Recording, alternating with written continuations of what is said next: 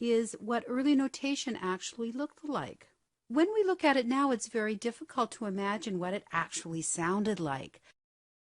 Back at this time, everything was passed on orally, which means that the teacher would teach the student how to sing these various chants. Then that student would teach his student, and it wasn't written down for quite a number of years. When they started writing it down, it was really to help remember what the sounds were like, but it was still strongly oral in its tradition. As notation became better, the oral tradition became less important and the written tradition became more important. Because these squiggles were so difficult to interpret, and because these squiggles were also just used as a memory aid for the oral tradition, notation became more and more important, and it became more and more precise. We're going to look at some of these slides just so you can see how notation has changed over the years.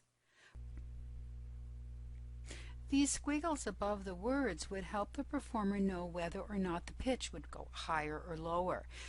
This was still primarily an oral tradition which was passed down. However, these little markings would help the performer know and remember how the piece would go, with a little bit of memory help from those squiggles. I think this is a really, really pretty slide with the pink, with the red, really not pink, but the red color and brown. I think it looks really, really pretty. But you can see in this, again, you have those funny squiggles above the text. So again, it's primarily oral with some memory help with those funny little squiggles. However, it would be very hard to tell if your pitch would be higher or if it would be lower, and also which notes go with which syllables. Here's the much more advanced way where you can see we have our 4 lines, which is the beginning of the staff as we know it today. You see there's even lines that you could take as bar lines almost. You see those? It also, at the end of the lines, it just looks like it's a check mark. Well, it's not a check mark. It's a way of writing different types of notes. Notice how some of the little square notes are close together, some are further apart, some are connected, some are one on top of another. They're written in all different ways. Once the notation was to this point, it was getting much easier for people to know what the music should sound like, and the oral tradition wasn't quite as important as it was on some of our earlier slides. Over time, it became more and more important for us to have more lines to more accurately be able to say what the pitch was.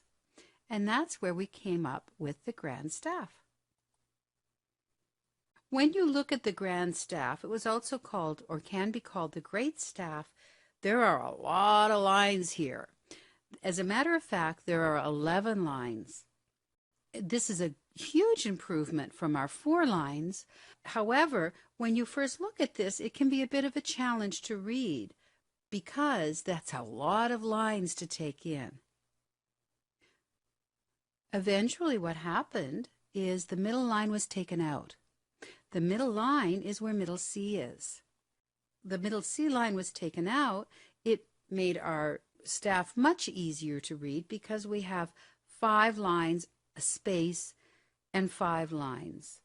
And of course the top 5 lines became the treble clef and the bottom 5 lines became the bass clef, and middle C we just add a line whenever we need it.